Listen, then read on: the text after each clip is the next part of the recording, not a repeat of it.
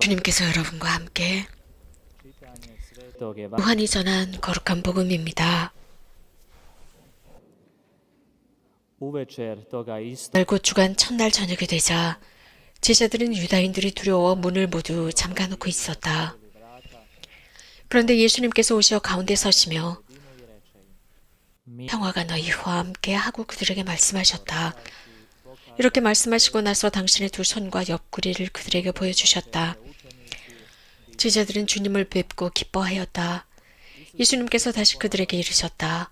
평화가 너희와 함께, 아버지께서 나를 보내신 것처럼 나도 너희를 보낸다. 이렇게 이르시고 나서 그들에게 숨을 불어넣으시며 말씀하셨다. 성령을 받아라. 너희가 누구의 죄든지 용서해주면 그가 용서를 받을 것이고 그대로 두면 그대로 남아있을 것이다. 12제자 가운데 하나로서 쌍둥이라고 불리는 토마스는 예수님께서 오셨을 때 그들과 함께 있지 않았다. 그래서 다른 제자들이 그에게 우리는 주님을 배웠어 하고 말하였다. 그러나 토마스는 그들에게 나는 그분의 손에 있는 못자국을 직접 보고 그 못자국에 내 손가락을 넣어보고 또 그분 옆구리에 내 손을 넣어보지 않고는 결코 믿지 못하겠소 하고 말하였다. 여드리의 뒤에 제자들이 다시 집안에 모여 있었는데 토마스도 그들과 함께 있었다. 문이 다 잠겨 있었는데도 예수님께서 오시어 가운데 서시며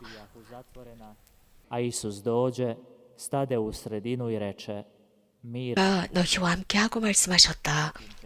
그러고 나서 토마스에게 이르셨다. 내 손가락을 여기 대보고 내 손을 보아라.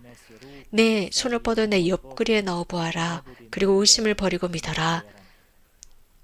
토마스가 예수님께 말하였다. 저의 주님, 저의 하느님. 그러자 예수님께서 토마스에게 말씀하셨다. 너는 나를 보고서야 믿느냐? 보지 않고도 믿는 사람은 행복하다. 예수님께서는 이 책에 기록되지 않은 다른 많은 표징도 제자들 앞에서 일으키셨다. 이것들을 기록한 목적은 예수님께서 메시아시며 하느님의 아드님이심을 여러분이 믿고 또 그렇게 믿어서 그분의 이름으로 생명을 얻게 하려는 것이다. 주님의 말씀입니다.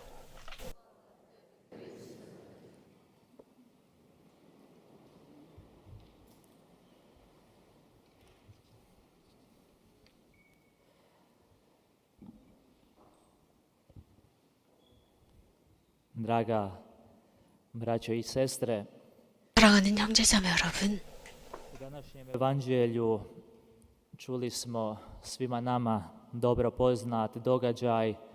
오늘 들은 복음 말씀은 우리가 매우 잘 알고 있는 사건입니다. 예수님께서 제자들 앞에서 발현하십니다. 부활하신 예수님은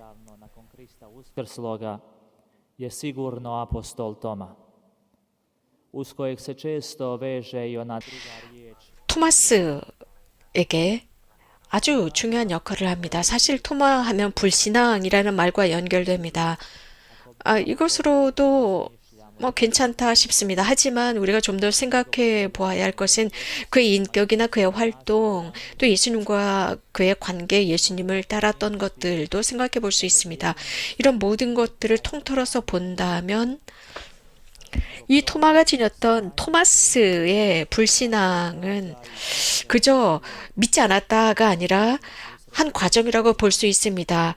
그분을 열렬히 만나고 싶다고 하는 그 열망, 열정이었습니다. 다른 제자들은 갖지 못했었던 바로 그것을 토마스는 가지고 있었습니다. 토마스는 예수님께서 십자가에서 돌아가셨다는 것을 알고 있었습니다. 이렇게 이 토마스의 신앙은 무엇인가 감추고 있습니다. 아주 흥미롭습니다. 곧 토마스에게 있어서 그분이 자신들의 스승이라는 것, 그것은 그리 중요하지 않았습니다. 중요한 것은 그리스도께서 십자가에서 돌아가셨다는 사실입니다. 곧 이것이 하느님, 즉 그리스도께서 십자가에서 돌아가셨지만 하느님께서 그분을 부활시키셨는데 그분과 더불어서 우리 모두를 죄로부터 해방시키셨다는 사실입니다. 다시 말씀드리면 그리스도의 정체성을 그리스도가 알게 됩니다. 그리스도의 얼굴을 보는 것으로 끝난 것이 아니었습니다.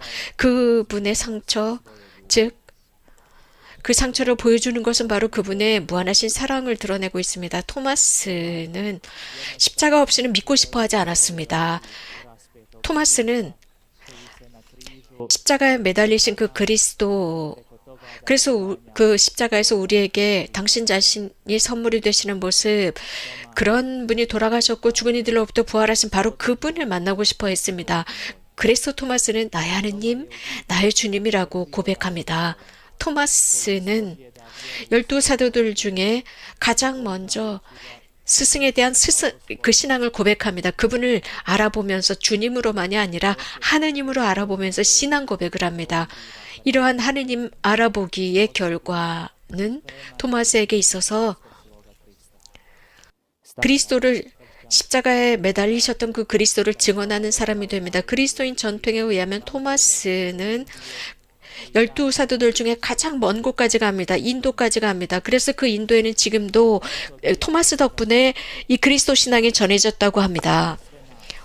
자, 저는 오늘 저녁 우리 모두가 토마스를 불신앙의 이콘처럼 생각하는 것이 아니라 가장 먼저 우리들의 신앙과 우리들의 삶을 생각해 보게 하는 주인공으로 묵상하길 바랍니다. 이렇게 함으로써 우리는 토마스 속에서 아주 쉽게 우리 자신을 볼 수 있으니까요. 우리도 믿는 신자들입니다. 우리는 우리 신앙을 통해서 많은 것을 배웠습니다. 하지만 이러한 모든 것이 우리가 개인적으로 하느님을 만나지 못한다면 무용지물입니다. 우리가 개별적으로 하느님을 만났을 때야만 우리들의 믿음은 훨씬 더 깊어지고 우리들의 신뢰는 커지게 되어 있습니다. 우리가 정말 그리스도, 부활하신 그리스도를 만났을 때야만 그 부활의 결과가 우리들에게 영향을 미치고 이 세상이 그 부활을 알아보고 우리 이웃을 알아보게 합니다. 이것이야말로 오늘 복음의 가장 놀라운 차원입니다. 즉, 관점, 역동성, 그것은 개인 신앙과 공동체의 신앙 사이의 역동성이라고 할 수 있습니다. 그 속에서 우리 각자 개인이 신앙을 고백합니다. 오늘 복음은 바로 이 부분을 언급하고 있습니다. 곧 초대 교회는 예수님의 부활 이후에 창설됩니다. 그래서 교회는 한 공동체로서 점차적으로 알아가는 과정을 겪습니다. 이런 부활하신 그리스도의 아름다움을 점차적으로 발견하는 과정을 겪습니다. 오늘 저녁 저는 여러분에게 두 가지 것을 말씀드리고 싶어요.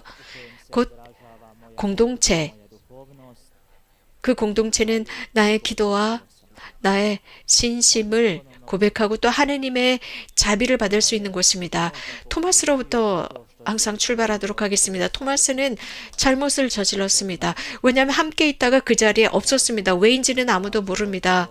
그 자리에 없었습니다. 그는 답을 찾고 싶어 했다. 또 어떤 사람은 토마스가 무덤에 갔다라고도 하고 또 토마스는 그리스도께서 정말 거기에 갔을 때 다른 제자들에게 눈에 띄는 것처럼 자기 눈에도 띄길 바랬다.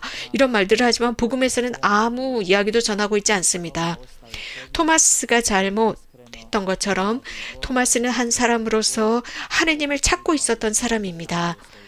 이 경우 하느님께서는 인내하시는 모습을 드러냅니다. 이것은 우리 각자에게 교훈이 됩니다. 곧 하느님께서는 계속해서 우리를 기다려주십니다. 우리는 약하죠. 때때로 우리는 고집장애가 됩니다. 또 더 나아가서 우리는 죄인들로 남습니다. 하지만 하느님께서는 늘 우리를 기다려주십니다. 프란치스코 교황님께서는 교황직을 시작하시면서 하느님은 우리를 찾고 우리를 용서하시는데 지치지 않는다라고 했습니다. 단지 우리가 하느님을 찾는데 지치고 그분의 용서를 찾는데 우리가 지쳐버린다라고 했습니다. 우리는 신자들로서 또 부활하신 그리스도의 증인들로서 늘 죄를 단죄하지만 절대 죄를 진 사람을 배척하지 말아야 합니다. 우리들의 사랑이나 항구함, 이웃을 향한 우리들의 사랑이나 항구함이 어떤 경우는 그 당사자에게 합당하지 않다라고 생각할지라도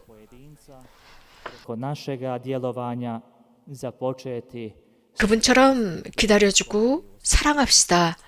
그래서 우리들의 신앙을 통해서 부활하신 그리스도께서 드러나도록 합시다. 우리 공동체를 봅시다. 즉 토마스의 신앙을 통해서 우리들의 공동체를 바라보겠습니다.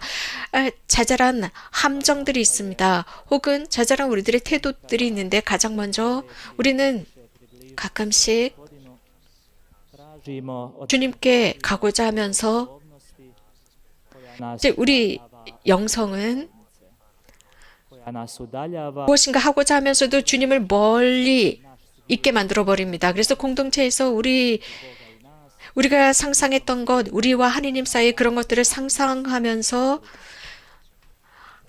다른 사람들에게는 이 공동체 내에서의 공간을 내어주지 않습니다. 그래서 하느님을 멀리하는 공동체가 되어버립니다. 참 신앙은, 참 영성의 자원은 내 공동체, 내 관계, 즉 내가 살아가고 있는 사람들과의 관계가 내 삶에게 영향을 미치고 충분한 공간이 있다는 것을 드러내야 합니다. 또 다른 함정은